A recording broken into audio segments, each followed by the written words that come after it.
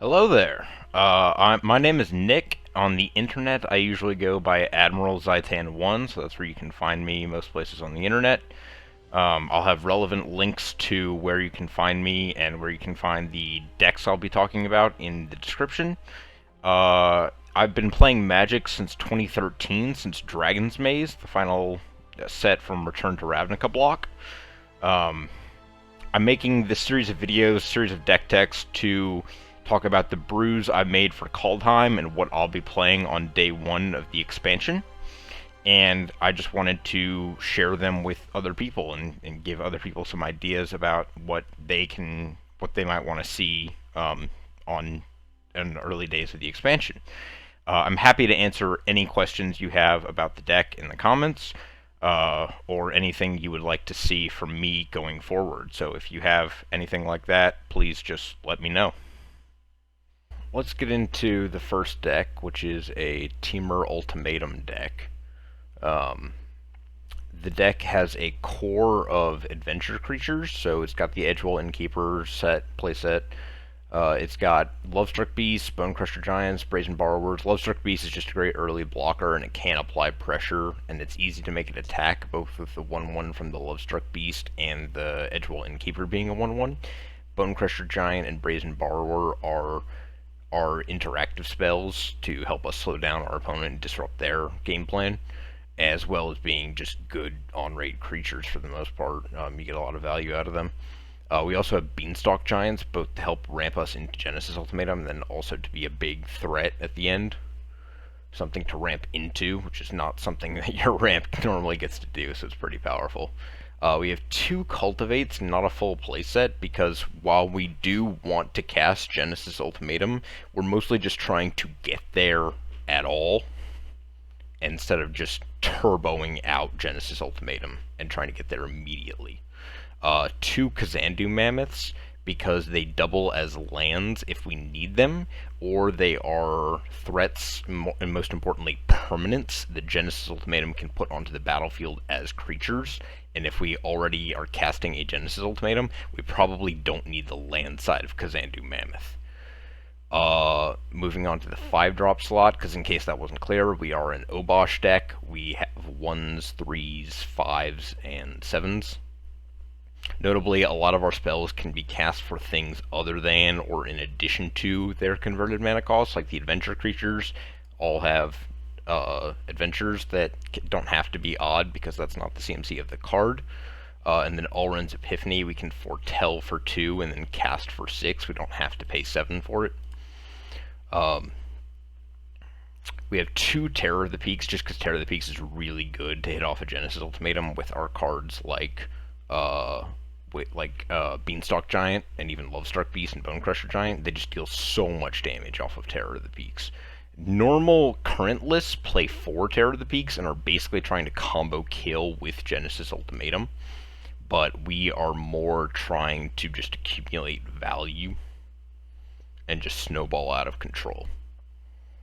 And it could be entirely correct that 4 Terror of the Peaks just is the best way to build this. I just wanted to try new cards because a new set is coming out. We have 3 Goldspan Dragons, which is the new flagship dragon from Kaldheim, the new fancy mythic dragon. Flying haste 4/4 for 5. Whenever it attacks or becomes the target of a spell, so if they try to remove it, they trigger this, we get a treasure. And then while we have Goldspan Dragon on the field, our treasures can tap and sack for 2 mana instead of 1. So notably, this can not only provide us a follow-up play, so we can go like Goldspan, attack, then cast a Bonecrusher Giant Stomp adventure, or Brazen Borrower's Petty Theft adventure. We can also, if it doesn't get answered, we can Goldspan Dragon, attack, make a treasure, and the next turn we have that treasure that taps for 2, and we can just immediately cast Genesis Ultimatum, because we had 5 for the Goldspan Dragon, so 2 more gives us the Ultimatum. So I really like that curve out, and I'm excited to try testing that. The other new card in the main deck is Ulrin's Epiphany. I'm very iffy on this card, because Genesis, it's not a permanent, so Genesis Ultimatum can't put it onto the battlefield. So it's really just here to capitalize on the huge explosive turns we can have by giving us an extra turn as a follow-up. So basically we play some thing that snowballs or accumulates a ton of advantage, like a Genesis Ultimatum giving us creatures and ramp and stuff like that, or we just have a Goldspan Dragon out on turn 5 or on 5 mana, and then we follow it up the next turn with an Alrund's Epiphany, and now we just have a Goldspan that gets us extra value and extra treasures, and deals extra damage to the enemy face, which is not really a bad thing. There are more different cards in the sideboard, but first I want to take a look at the land base. We don't have Fabled Passage. We have Ketria Triomes, obviously, because we are a 3-color deck that has a Triumph, so you should pretty much always be running these Triomes. We have the full playsets of Pathways. We have the existing Riverglide and Cragcrown, and then we also gained Bark Channel. Bark Channel is a really cool pickup for this deck because we are primarily, as you can see by the breakdown, we are primarily green and blue, though it is close. It's just green is our most important color by a pretty wide margin because all of our ramp spells that get out basics from our deck are green. So by guaranteeing that we can cast green spells, we can fix our other colors. So like we can cultivate. So if we only have green mana, like say we only drew green pathways and basic forests and all that, we can go get the color or colors we are missing off of Cultivate or Beanstalk Giant, Fertile Footsteps. Then we have basics. We have 1, 2, 3 normal basics, and I think it's a total of 10 basics, because we have 3, 2, and 1, that's 6, so 9 basics. Right? Not 1, 2, 3, 4, 5, 6, 7, 8, 9 basics, yeah. Now, I had a friend ask when I showed him this why there are some snow-covered basics and some not. The main reason is there is some snow hate in this set, so I wanted to hedge my bets by having at least a few basics that can get around the snow hate, so we have one of each. The thing is, the snow hate is extremely narrow, and there's only one card I can think of, and it's white. So I don't think it's going to be a big concern. But that way we have non-snow basics just in case we need them. But the main reason, but the question was more broadly, why do we have snow basics when we don't have any snow synergies? And the main thing is I cannot emphasize enough how free snow basics are. Like, you just don't lose anything from putting them in. Snow hate is not a real concern. And this way, if we somehow get an opponent's creature or permanent or whatever, and it has a snow activated ability, we can use that. Or we can bluff having it, and they don't know that we don't have it.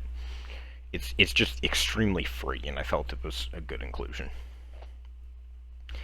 In the sideboard, we have cards for various roles that depending on what we need to be. Obviously, there's our companion Obosh. Notably, our main deck is pretty weak to counter spells because we rely on casting one big thing each turn, and it's very easy for them to just counter it for 2 or 3 mana if they're playing a control deck or even a Dimir Rogues deck that plays aggro control. So we have 4 Mystical Disputes, the full playset in the sideboard, to fight against the blue decks, and we also have 2 Coma. I love Coma in this deck. I think he's really good inclusion, and I could definitely even see running him in the main deck if you want. And it might even be better, like maybe Coma instead of Alrund's Epiphany. Because Coma can't be countered, and he's a 7-mana 6/6 that can't be countered, and then he snowballs advantage hard, because he makes a 3/3 at the beginning of each upkeep. Again, notably that is each upkeep, not your upkeep, so it counts your opponent's upkeeps too. So, you're getting a lot of serpents off of Coma. We have our escape creatures against Mill, against rogues. So we have Chainweb Arachnir and Ox of Agonis, whatever it is. So that if they're milling us out, we can just, they're essentially drawing us cards to cast out of our own graveyard. And these are really good for interacting with them, either because Ox of Agonis is so cheap and gets us more cards, or Chainweb Arachnir kills their flyers. I just wanted a bit of a split, but I think I like that configuration. And then we have a few cards for grindier matchups if we're playing against enemy mid-range or control, and we just want, or like Doom Foretold, and we're just trying to grind them out. We can go. We have Ulrin, God of the Cosmos, to accumulate value. We have Vivian, Monster Advocate, because our deck is very heavy on creatures. Like, even though we're a ramp deck, we have. Let's see if I can show it. It should be here. We have 27 creatures in the main deck. Because remember, because of our adventure package, all of our interaction and even some of our ramp in the Beanstalk Giants doubles as creatures, or appears as creatures in most of the time, or really all the time except when they're on the stack. And then we also have the Great Henge. We have big chonkers that can help cast it, like Kazandu Mammoth and Lovestruck Beast and Beanstalk Giant, and even Bone Crusher, really. The dragons, too, are fine. And then it's also a great hit off of Genesis Ultimatum, because it is a permanent, and we get to put it on the battlefield off of it. But it also means, because of how Magic works with things entering the battlefield at the same time, if we Genesis Ultimatum into the Great Henge and a creature or multiple creatures, Great Henge does see those creatures enter the battlefield, even though they entered at the same time. So we do get the +1/+1 counters and card draw off of all of those creatures. So I think that's a very good inclusion, and again, could be right to have main deck instead of Ulrin's Epiphany. Um, yeah, this is the deck that I think has the most chance to be good, or is most likely to be good in Kaldheim Standard, because it's the most similar to a deck that already exists. There already is a Temur Ultimatum deck. This just got some cards like Coma, like Ulrin's Epiphany, like really Goldspan Dragon. I think Goldspan Dragon is just an amazing card, that just give it a leg up and make a good deck possibly even better. So I just think this is a really solid pick for if you don't know what you want to play or what might be good, and you're willing to burn some mythic wild cards, because I think a lot of these are mythics. A lot of the new cards are mythics. Like I know Ulrin's Epiphany, Goldspan Dragon, and I think Coma and Ulrin, they're all mythic. So this is a pretty expensive deck on mythic wild cards. But I've had a lot of success with the current version of Temur Ultimatum in Standard. I have around a 60% win rate with it. And I'm excited to try and play this new version once Kaldheim comes out. So this is definitely one of the decks I'll be playing in the first 24 hours.